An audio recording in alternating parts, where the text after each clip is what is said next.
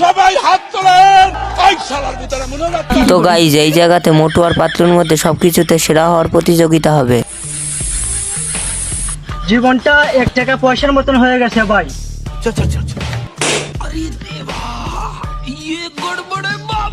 তো মোটু এবার তরমুজের মধ্যে মোটরের পাইপ ঢুকিয়ে দেয়। আজ প্রথমবার কইছো তাই মাফ করে দিলাম। ऐसा मत करो मेरी जान, लाइफ में कुछ अच्छा करो यार। এবার দ্বিতীয় রাউন্ড শুরু হয়ে যায়। এই রাউন্ডে যার বার্গার সবচেয়ে ভালো হবে সেই জিতবে। এদিকে মোটু চালাকি করে পাতলুর বার্গারে মরিচের গুঁড়ো মিশিয়ে দেয়। এটা বলে পাতলু বার্গার অদল বদল করে দেয়। এরপর সেখানে বিচারক চলে আসে, আর যখনই পাতলুর বার্গার খায় আর যখনই মোটুর বার্গার খায়, তো এই রাউন্ডে যার গরু বেশি দুধ দিতে পারবে সেই উইন হবে। তো এই রাউন্ডে যার মুরগির আওয়াজ সবচেয়ে বেশি হবে সেই প্রতিযোগিতা উইন হবে।